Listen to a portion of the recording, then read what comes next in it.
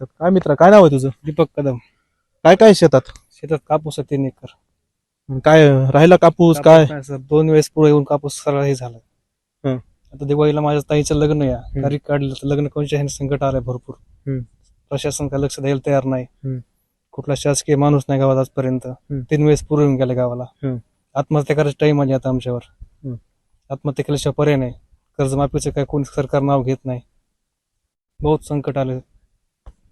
ठीक आहे, यांना धीर द्यायला तर कोणी नाही. त्यांचं म्हणणं आहे की प्रशासनाचे माणसं येतात, कोणी येत नाहीत.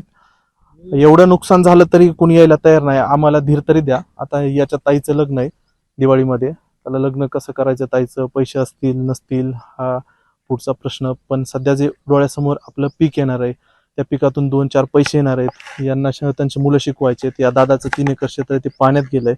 त्यांनी आता यावर्षी चांगलं पीक आलं म्हणून ते खुश होते, पण डोळ्यासमोर हे सगळी त्यांची स्वप्न नेस्तनाबूत झाली आहेत.